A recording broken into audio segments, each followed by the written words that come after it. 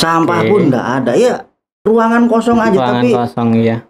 gelondangan kayak apa istilahnya berisik lah gitu.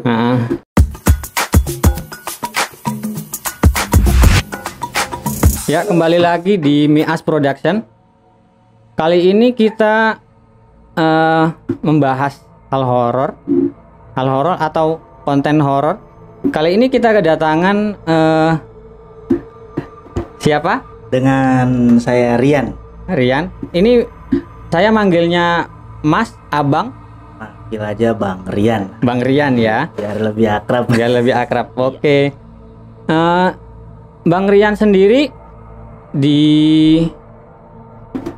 selama ini ada nggak pengalaman horor atau cerita-cerita horor yang mungkin bisa dibagikan buat penonton kita di Mias Production? Iya, sebelumnya profesi saya kan sebagai seorang keamanan ya. Iya. Jadi yang namanya pengalaman bersifat mistis dan horor itu udah pasti ada. Saya yakin bukan saya aja, semua orang yang seprofesi dengan saya pasti pernah mengalami lah gitu ya. Iya. Cuma saya sebelum saya cerita, saya nggak akan ngasih tahu kotanya di mana, tempatnya di mana gitu. Iya. Jadi saya rahasiain lah. Iya. Pernah saya punya pengalaman pertama kali saya masuk jadi keamanan itu ditugasin untuk menjaga satu gudang. Luas, arealnya lumayan luas juga. Dan konon katanya warga sekitar itu gudang itu udah lumayan tua sekali, tapi pergantian, jadi sifatnya gudang itu dikontrakan. Dikontrakan. Nanti habis kontraknya sepi, berapa lama nggak dipakai, ada lagi sepi lagi. Nah, pas kebetulan waktu saya masuk ke situ itu kebetulan lagi belum ada yang nyewa, gitu. Dan orang yang jaga di situ, kita kan jaga 12 jaman, yang jaga di situ hanya 6 orang. Jadi yang 2 orang libur, yang 2 orang pagi, yang 2 orang malam, seperti itu. Ya. Pada awal masuk ke situ sih memang ya rasanya tuh, auranya tuh kayak udah gak beres aja di tempat lah gitu ya. Iya. Baru pertama kali ya masuk jadi keamanan gitu, tahu-tahu udah dikasih tempat kayak gini. Tapi ya udahlah, namanya orang cari rezeki kan ya, gimana lagi gitu. Hari demi hari saya jalanin di situ. Pas waktu saya masuk jaga malam, ini kan saya berdua. Jadi yang satu stay di depan, yang satunya patroli. Karena arealnya lumayan luas, meskipun agak banyak kayak rumput-rumput ilalang kayak gitu ya, karena belum dibersihin di tempat. Setiap kali saya kontrol, rasanya itu di dalam itu kayak rame. Oh iya. Kayak rame, padahal kalau diintip itu, dibuka lah sedikit gerbangnya itu, terus di center kasih cahaya, itu nggak ada apa-apa. Sampah pun nggak ada ya, ruangan kosong aja, tapi kosong ya. Gelondangan kayak apa istilahnya berisik lah gitu. Kayak suaranya sih kayak besi-besi dilempar. Oke. Nah setelah itu ya saya anggap masih belum seberapa ekstrim lah ya eksistensinya gitu ya. Jadi saya anggap angin lalu aja gitu. Sekian lama jadi bikin penasaran. Pas waktu pagi-pagi saya buka, saya lihat apa ada besi, potongan besi atau gimana, nggak ada sama sekali. Tapi rasanya kalau malam itu kok rame gitu. Memang ramenya itu ya bukan berarti rame tiap keterusan itu, ada jeda-jeda waktunya gitulah, ada jeda-jeda masuk, jeda waktunya gitu. Cuma kan lama-lama orang bikin penasaran. Nah setelah itu barulah saya tanya-tanya sama warga sekitar, ini kayak gimana sih Pak? Gudang ini kalau setiap malam, apalagi Kamis malam Jumat itu kok rame gitu. Bahkan teman-teman saya aja juga rasanya itu nggak berani kalau ngontrol itu. Ya paling ngontrol cuma saya pertengahan, udah itu balik lagi ke depan, katanya sih kayak gitu. Tapi kalau saya sampai ke belakang, saya penasaran. Baru diceritain, ya intinya itu ceritanya itu gudang ini udah lama. Boleh dibilang gudang zaman Belanda, kayak gitu. Memang dari konstruksi bangunannya sih temboknya gede-gede, lebar gitu. Bahan kuda-kudanya juga dari kayu tapi kuat sampai sekarang. Insya Allah masih ada gitu, belum ambruk lah gitu. Nah dari situ, karena saya ya boleh bilang mohon maaf, bukannya saya sombong ya, saya sedikit ada kemampuan, ada kelebihan. Mulailah pas Kamis malam Jumat saya coba untuk meditasi di situ.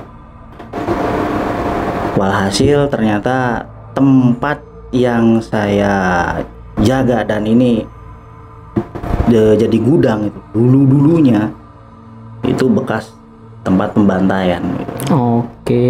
Gitu loh. Entah caranya itu ya kayak apa ya orang dihabisi di situ dan lain-lain sebagainya. Kalau dilihat ingat-ingat sih yang ngeri juga lah gitu.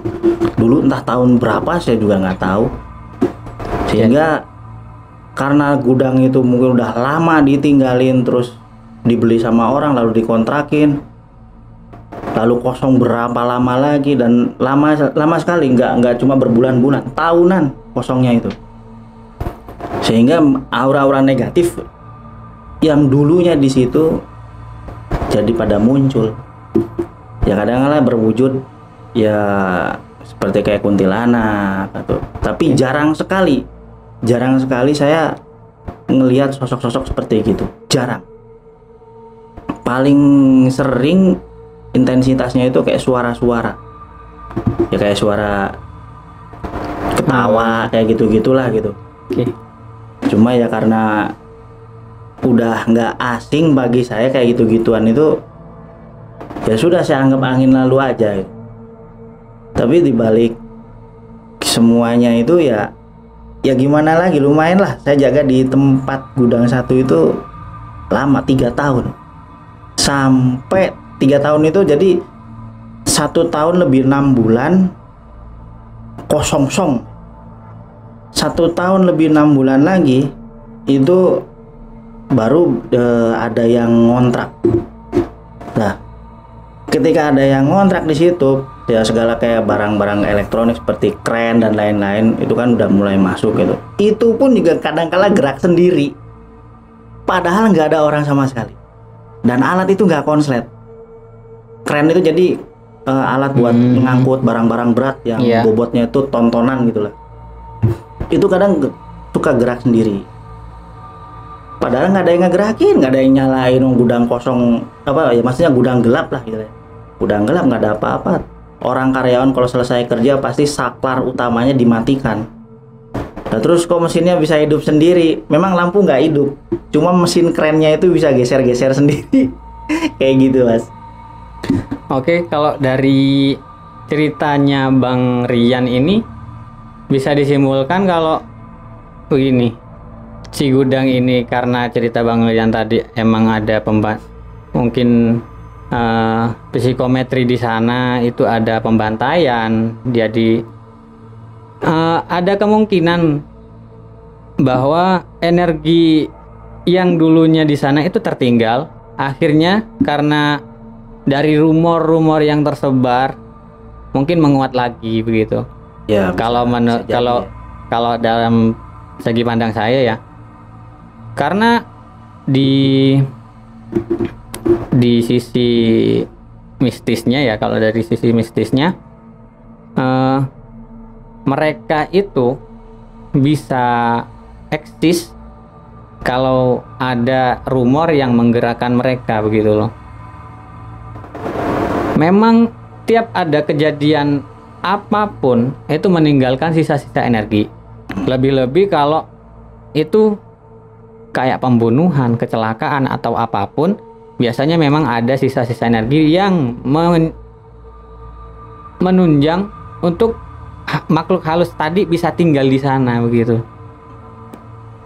Kalau untuk eh, peralatan atau bunyi-bunyi itu ya karena gesekan energi tadi. Mungkin gara-gara rumor yang sudah tersebar luas dan sudah dan tempat itu pun sudah benar-benar terhuni, bisa dibilang terhuni. Mungkin energi mereka sudah kuat untuk menggerakkan ini begitu loh. Ya juga. Bisa jadi. Tapi kalau pengalaman Bang Rian ini dari bunyi-bunyi gudang tadi, ada nggak teman-teman Bang Rian yang sesama penjaga ini ngelihat atau merasakan atau mendengar sesuatu selain Bang Rian?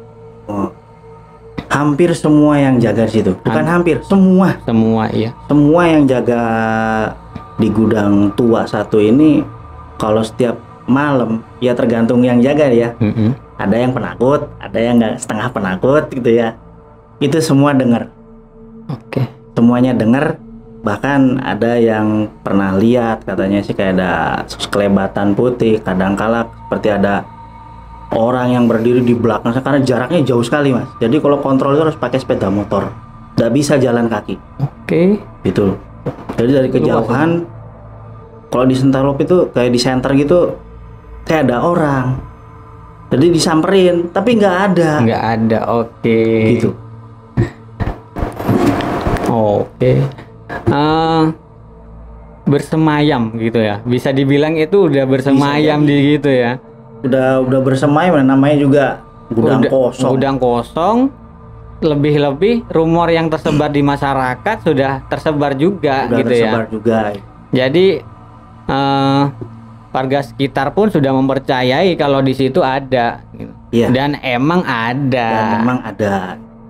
Makanya pas waktu kita pertama kali di situ itu, orang yang ya boleh dibilang warga sekitar situ gitu loh, tanya gitu, ini gudangnya mau di kontrak tak mas?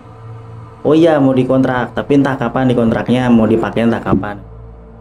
Ya sing hati-hati aja mas kalau jaga di sini. Loh emang kenapa pak? Angker. Oh ya sudah pak, makasih informasinya itu. Ya awalnya sih kalau dibilang kayak gitu ya cuma alah paling nakut-nakutin doang gitu ya. Tapi kenyataannya mah bukan nakut-nakutin, memang itu ada.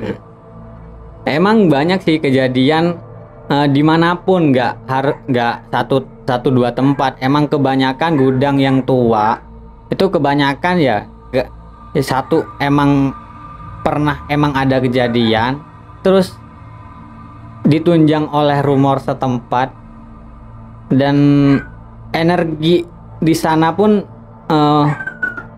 bisa mendukung. Kalau mereka bisa di sana, energi di sekitar mendukung, seperti tempatnya banyak entah itu rawa, entah itu rumput-rumput lagi ilalang-ilalang yang tinggi, makanya mungkin di sana mendukung untuk mereka ada di situ gitu. Jadi nggak satu dua kasus sih kalau gudang tua terus ada penghuninya sih ya. Ya. Cuma pengalaman orang masing-masing aja. Ya, betul. Coba kalau dilihat dari konstruksi bangunannya sih memang sinar matahari nggak masuk. Wah. Karena sekitar area gudang itu dikelilingi tembok. Jadi ventilasi pun ditutup pakai triplek gitu loh. Udah nggak ada cahaya matahari masuk, ya lembab. Iya. gelap ya. Jadi ya nyaman lah kalau buat makhluk-makhluk astral buat bersemayam di situ mah. Udah nggak pernah dipakai, nggak pernah dibersihin gitu. Nggak ada pencahayaan. Nggak ada pencahayaan juga. Mendukung banget ya. Sangat mendukung sekali. Jadi macem-macem lah kalau boleh dibilang itu.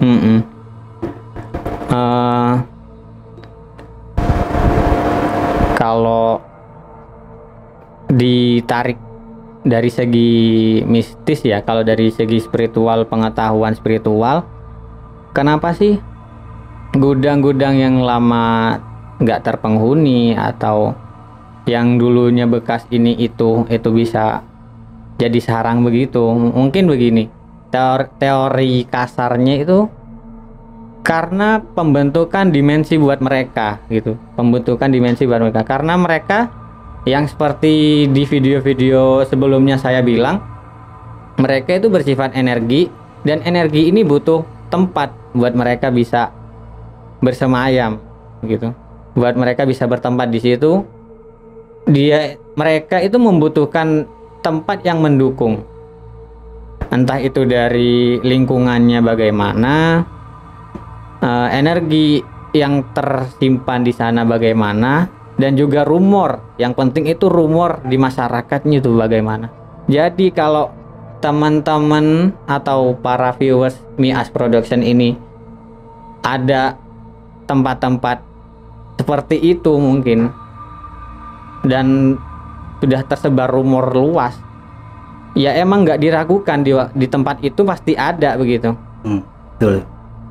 Karena rumor itu pun jadi menunjang buat mereka begitu.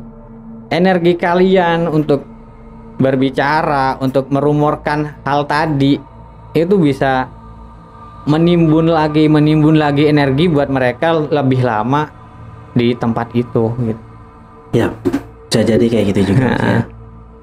Terus kejadian lain mungkin selain di pergudangan tadi, atau ada sesuatu cerita yang lebih menegangkan yang sampai sekarang bisa dibilang bikin inget terus lah. Ya kalau yang sampai sekarang masih inget terus sih, ya itu tadi Gudang tadi ya. Itu juga lumayan berkesan juga. Berkesan banget ya. Kalau seingat saya dulu itu jam 1 lebih lah, hampir ke setengah 2 malam, tiba-tiba bisa bunyi sendiri. Oke. Disangka konslet, dicek ya juga saklar utama udah mati. Terus siapa yang hidupin? Kalau bukan yang seperti begituan lah gitu ya. Ada lagi satu tempat juga, tapi ini bukan pergudangan, ini di satu rumah. Rumahnya mewah, tapi boleh dibilang villa, ya bisa jadi villa sih, cuma ini rumahnya besar, terus masih kategori mewah juga, ada perabotannya juga, tapi yang punya nggak ada di situ. Yang punya entah di mana, saya juga nggak tahu. Cuma ada penjaga begitu untuk rumah itu gitu. Ada penjaganya, dan yang jaga cuma satu orang. Ya, Abang Riannya sendiri. Ya, saya sendiri. Jadi jaga itu cuma ketika malam hari aja. Karena kalau dari pagi sampai sore itu yang jaga itu tukang kebun. Yang ngerawat taman tersebut ya. Rumah ini ya boleh dibilang villa, tapi nggak disewakan, dipakai sendiri. Pakai sendiri. Nah, pas waktu itu saya dapat tawaran kerja di situ, jagaan rumah itu cuma malam aja kerjanya. Wah, seneng, bebas. Tapi siapa yang nggak nyangka juga gitu, kok rumah gede kayak gini ya. Jadi konstruksi rumahnya itu, ornamennya itu kayak ornamen zaman Belanda juga sih. Oke, zaman dulu gitu ya. Ada kolam renangnya, rumah-rumah klasik. Rumah-rumah klasik gitu. Ada kolam renangnya juga, tapi terpisah dengan rumah. Maksudnya jaraknya agak jauh. Agak jauh. Ya udah, saya jaga di situ. Penerangan ya normal lah, nyala semua, tapi yang di luar aja. Di luar aja. Kalau di dalam rumah nggak nyala. Nggak nyala. Udah, kita jaga di situ. Jaga di situ. Itu belum kerasa. Hari pertama, kedua, ketiga baru saya kerasa di situ. Kerasanya kayak ada yang ganjil gitu ya. Tapi apa gitu loh. Pas waktu itu saya kontrol, kok rasanya kayak ada orang di dalam. Nah, katanya orangnya kan nggak ada orangnya ini. Apa ada yang nginep di dalam apa ya? Biarin aja lah, masa bodoh. Dah aja, balik lagi ke depan. Besoknya saya ketemu sama tukang kebunnya itu kan, masuk. Terus saya tanya, Pak, kalau di dalam ini apa ada orang yang nginep, entah saudaranya atau siapa? Oh, boten enten Mas, niku kosong suwi pirang wulan, gak wulan-wulanan Mas, tahunan. Loh, tapi enten perobotan ya Pak? enten perabotane. Bahasa Jawa sih kayak gitu ya. Oke. Oh. Lah terus yang punya kemana, Pak? Yang punya di luar kota, tapi saya nggak tahu. Oh gitu. Oh jadi semacam ya bisa dibilang villa ya. Jadi orangnya cuma mampir beberapa kali, cuma Ya, buat kepemilikan doang buat gitu. dipakai pribadi. Buat pribadi doang. Nggak disewakan. Cuma anehnya itu setiap Kamis malam Jumat itu si tukang kebunnya ini mesti datang malam-malam. Nanti dia entah kayak bawa sesajen atau apa itu ya. Awalnya saya nggak nyangka bahwa si Pak Bon ini bawa sesajen gitu. Dia bawa, terus dia ke belakang. Di belakang udah keluar lagi. Ya udah saya nggak curiga. Pas waktu saya kontrol baru, kok ini apaan ini, asap dari mana ini? Waduh, sesajen. Itu ditempeh itu ya lengkap, ada apa buat bakar menyan dan lain-lain sebagainya itu. Waduh, ini makanya kok rasanya nggak enak gitu. Barulah di situ sudahlah saya biarin dulu ya gitu, biarin aja. Besoknya saya tanyain, ketemu lagi sama Pak Bonnya itu di hari-hari kemudiannya ketemu. Pak, kemarin tuh sampai di sini bawa sesajen tau? Iya. Perintah siapa, Pak? Ya perintah yang punya rumah. Oh, belum, memangnya kenapa kok dikasih sesajen rumah ini? Kan rumah ini kosong. Barulah di situ diungkap. Dia bercerita terus terang bahwasannya rumah itu hasil pesugihan, katanya sih kayak gitu. Hasil pesugihan. Dari gitu, masa sih Pak? Iya Mas, makanya kalau sampean jaga di sini hati-hati, jangan istilahnya jangan sembrono atau ngawur gitu, jaga biasa aja, aman-aman Mas, nggak akan godain. Yakin tak Pak nggak akan godain? Iya, nggak akan godain. Apaan, semalam ada perempuan yang duduk di depan kok. Memang beneran ada, jelas nyata, pakai jubah putih kayak gitu. Tapi saya anggap angin lalu lah, saya biarin aja. Mungkin dia lagi pesta makan sesajen tuh kali ya. Nah udah gitu, hari-hari berikutnya baru saya nyoba apa bener yang dibilang sama si Bapak Pak Pun ini lah gitu. Ternyata memang benar. Saya nyoba medi di situ, itu memang pakai pesugihan. Jadi hasil kekayaan si orang tersebut hasil dari pesugihan. Tapi saya sendiri nggak tahu ini pakai tumbal atau enggak, saya nggak tahu. Tapi biasanya sih kalau yang saya tahu yang namanya pesugihan pasti butuh tumbal. Entah apa tumbalnya, entah hewan atau apa, saya sendiri nggak tahu lah gitu. Gak lama Mas saya kerja di situ, saya juga takut. Cuma 2 tahun doang, enak, jenuh rasanya. Hari-hari tiap malam kayak gitu-gitu terus ya. Ya memang secara nganu dia nggak jahil, cuma eksistensinya dia ini malah, woi lumayan loh, iya. Lumayan banget. Kadangkala lampu di atas hidup, maksudnya di dalam ruangan gitu, di kamar itu hidup lampunya, nanti mati. Nanti kadangkala ada suara-suara di dalam ruangan, ya kayak ada orangnya gitu loh. Tapi kalau di senter itu kan gordengnya kan kebuka, supaya sinar matahari masuk gitu ya. Di senter itu nggak ada orang. Perabotan itu semua perabotan ditutup sama kain-kain kayak gitulah, kayak apa, ditutup plastik itu biar nggak kena debu gitu. Nggak ada siapa-siapa. Nanti kalau udah ditinggal balik lagi ke depan itu baru kedengeran lagi. Lama-lama bisa ikut konyol juga itu ya. Jadi mendingan saya keluar aja dari situ. Gitu Mas. Berarti begini, rumah hasil pesugihan ya, rumah hasil pesugihan kalau ditambah sesajen gitu kan, biasanya orang yang ikut pesugihan emang harus menyediakan gitulah, harus menyediakan misal tempat juga makanan buat mereka. Karena begini, sebangsa makhluk halus itu perlu yang namanya makan juga, tapi Iya. makannya kan beda sama kita gitu loh. Iya. Mereka butuh makan, kalau ada imbal balik, kalau mereka dapat makan dari kita dapat keuntungan dari mereka. Betul. Kenapa si tukang kebun ini ngasih sesajen? Kenapa harus gini harus gitu? Ya mungkin untuk menghormati si ini mungkin. Ya bisa jadi juga ya. Iya. Bisa untuk Karena menghormati makhluk astralnya gitu. Karena kalau dilihat pun kalau orang pesugihan ya memang sih ada kelebihan keuntungan buat mereka, tapi ya nanti juga ada imbal balik lagi buat mereka, entah itu kapan, entah itu untuk Iya, betul. anak cucu atau apa. Karena ya kalau kita percaya sistem karma, ya karma memang ada gitu loh. Iya. Karena sebab akibat ya pasti ada. Iya. Terus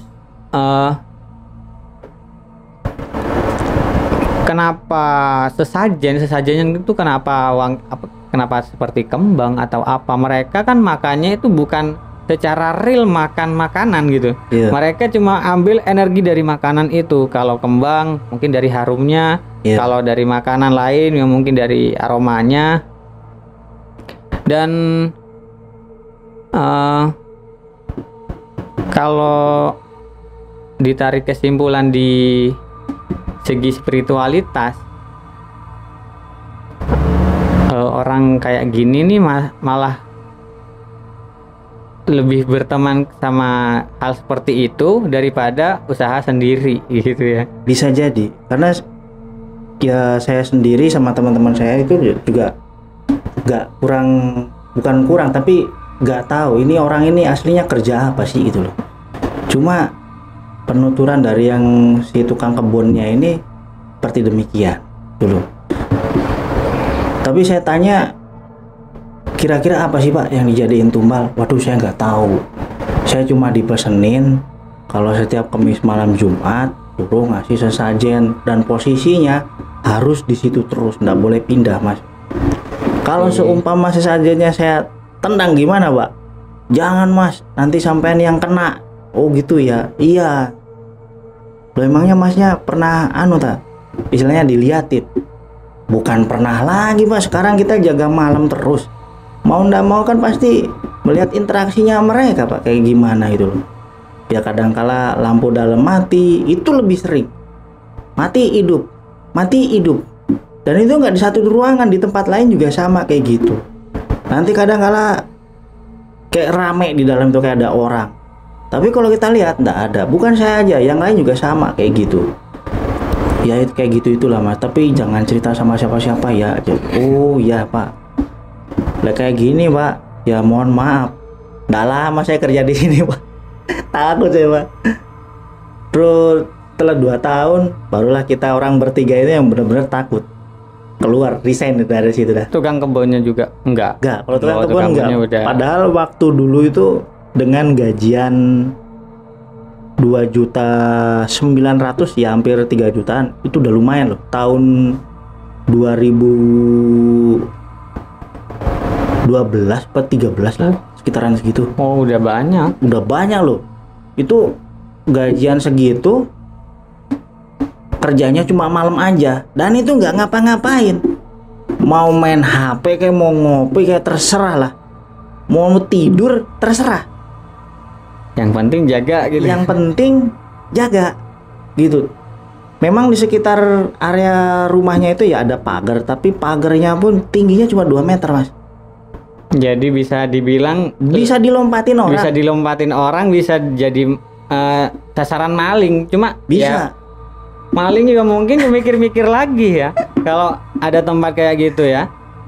Iya juga. Jadi kalau dipikir secara logika gitu ya. Rumah gede, ada perabotannya.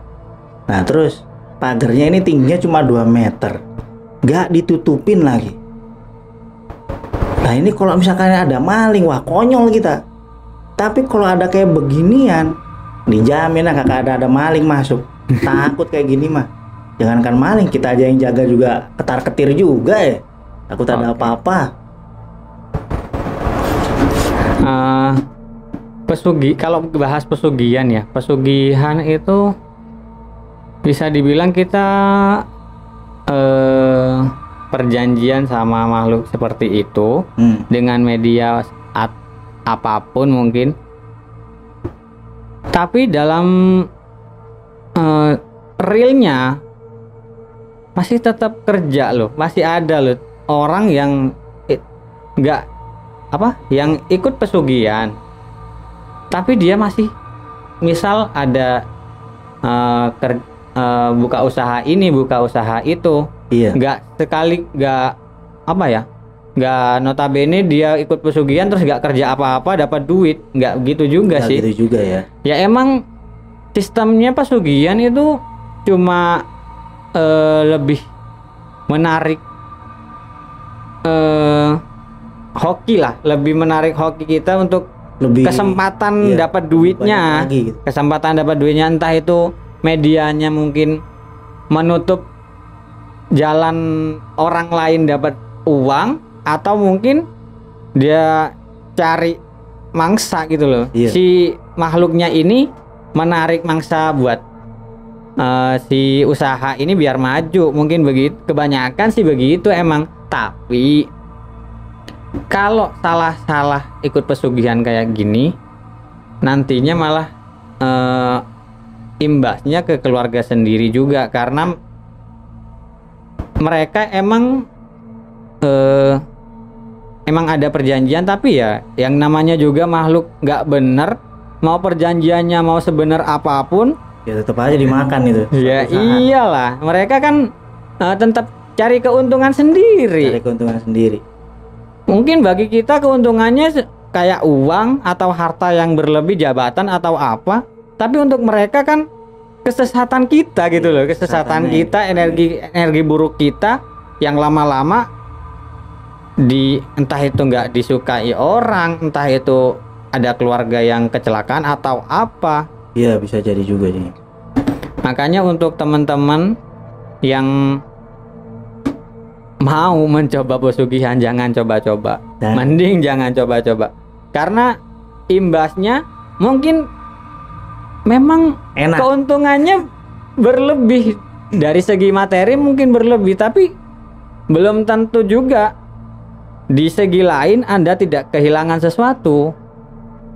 Kalau di segi agama pun bisa dibilang Anda rugi gitu ya. Ya, kalau di dalam agama kan bilang itu sudah musyrik lah. Musyrik. Sudah jauh dari jalan Tuhan. Sudah melenceng sekali. Dan karena sudah bertentangan sama ketentuan ajaran gitu, ajaran agama apapun melarang hal seperti demikian. Apalagi konsekuensi yang diterima oleh si pelakunya itu pun juga sangat berat. Jadi bukan si pelakunya aja yang ada, biasanya sih ya yang ada di sekitar si pelaku ini ya kena imbasnya juga. Maka dari itu gitu loh, karena mungkin karena bisa jadi ya sama-sama menikmati uangnya kok gitu, jadi ya kena imbasnya juga. Nah mumpung belum kejadian, saya resign. Lebih baik gitu sih. Lebih baik kayak gitu, cari amannya. Cari aman, karena yang namanya emang makhluk gak bener ya, mau dibener-benerin kayak gimana ya tetap aja. Dan itu pun awalnya ya kita masuk situ tuh 2 orang teman saya tuh nggak nyadar. Ya pokoknya kerja biasa aja lah gitu. Tapi karena saya sendiri ada rasa yang aneh gitu loh, kok kayak gini ya. Jadi kayak gimana sih ya, kita masuk suatu tempat di mana tempat itu boleh dibilang auranya itu nggak ngenakin banget gitu. Meskipun tempat itu terang, bagus, mewah, tapi masuknya itu auranya itu nggak enak gitu. Nah dari situ kan tanda tanya besar, ada apa sih dengan tempat ini gitu. Diselidiki ternyata kayak gitu. Kalau dibilang Bang Riannya ini kan bisa dibilang tahu lah tentang masalah kayak gitu. Basicnya Bang Rian ini apa bisa merasakan atau bagaimana tentang kayak gitu, atau bisa melihat apa, bisa dibilang kemampuan dari kecil atau gimana? Ya kalau saya sendiri basicnya itu Ya kalau menurut family saya titisan dari buyut saya gitu ya. Yang saya heran kenapa nggak yang lain-lain gitu. Maka kan yang lain-lain ada kakak, ada adik gitu ya. Sedangkan saya anak tunggal. Kenapa harus saya? Family saya pun juga menjawab nggak tahu. Buyutnya yang milih, nggak tahu proses milihnya kayak gimana, random atau kayak gimana ya nggak tahu. Pokoknya mau ndak mau, suka ndak suka, ya sudah itu yang dikasih lah gitu, dianugerahkan gitu. Sampai detik saat ini pun ya seperti kayak begini ini mas. Jadi kalau misalkannya merasakan suatu energi negatif yang besar ataupun yang biasa ataupun energi yang positif, saya bisa merasakannya. Oke. Gitu. Tapi bukan berarti saya seorang supranatural atau dan lain apalah gitu, bukan. Saya cuma orang biasa nggak ngelakoni, ya cuma karena titisan aja gitu. Ya kalau dari segi pandang saya ya, kalau dijelaskan dari segi pandang titisan itu karena leluhur yang sudah ke alam sana, mereka itu perlu penghubung untuk dunia sekarang, atau mungkin mereka itu belajar ilmu kanuragan atau belajar ilmu yang lain-lain, dan ilmunya itu harus ada wadah lain begitu. Bisa jadi kayak gitu. Dan kenapa kok, kan Bang Riannya tanya kenapa kok Bang Rian, ya mungkin begini Bang, kayak misal kita tuh minum air 1 liter gitu ya. Kita itu ada air 1 liter. Pastinya kita cari wadah yang bisa menampung 1 liter ini tadi begitu loh. Nggak sembarang wadah lah gitu. Ya mungkin Bang Riannya kepilih, mungkin di leluhurnya Bang Rian merasa oh ini keturunanku yang cocok buat mewarisi ini gitu loh. Kayak yang saya bingung itu prosesi seleksinya tuh kayak gimana itu. Oh, padahal itu banyak itu. Ya kalau proses seleksi mah nggak ada proses seleksi kalau saya bilang. Tinggal apa ya? Kalau dari genetik dari keturunan ya, kalau dari keturunan biasanya tiap keturunannya itu pasti dikasih kesempatan. Pasti dikasih kesempatan. Cuma mana sih yang cocok buat menampung kemampuan ini, mana sih yang cocok. Terus bisa juga karena pengalaman, bisa jadi Bang Riannya itu pernah mengalami sesuatu yang bikin trauma atau apa atau gimana, atau bisa juga karena diasah wadah itu terbentuk dan akhirnya terpilih begitu. Kalau masa seleksi sih, kalau masih 1 gen biasanya sih dicoba semua sama mereka ya. Ya mungkin loh ya, dicoba satu-satu. Oh ini nggak bisa, ini nggak bisa. Sampai jatuhnya mungkin ke saya, wah ini bisa ini. Iya. Langsung aja brek lah. Ya mungkin kayak gitu kali ya seleksinya itu. Tapi Bang Rian sendiri bisa kayak gini, merasa itu anugerah, gift, atau merasa seperti terganggu? Kalau dibilang anugerah ya bisa dibilang anugerah juga ya, karena yang ngasih ini kan buyutnya saya sendiri gitu loh, dan saya juga nggak tahu rupanya buyut saya kayak gimana gitu ya. Cuma kalau dibilang nyaman atau nggak nyaman 50-50 juga lah gitu loh. Kalau dulu saya masih kecil, saya belum seberapa bisa ngerasain, ya bisa tapi belum sampai yang kayak gimana gitu loh, belum lah. Barulah sekitar usia saya 17-an itu udah remaja gitu lah, itu sudah baru mulai bisa merasakan. Ada kalanya saya bisa melihat ya, maksudnya melihat makhluk astral lah gitu loh. Tapi terus terang, dari semua makhluk astral yang pernah saya lihat, paling nggak mau saya berurusan dengan lontong putih. Oke, gitu. Kebanyakan emang gitu. Cukup sekali dan terakhir kalinya itu aja. Okay. Ya terima kasih buat Bang Rian Iya, ya. sama-sama. Udah bagi-bagi cerita, udah bagi-bagi pengalaman. Jadi buat para viewers di Mias Production, mungkin ada komentar tentang pengalaman Bang Rian atau mempunyai pengalaman yang sama dengan Bang Rian. Silakan komen, jangan lupa like dan subscribe Mias Production. Sampai jumpa.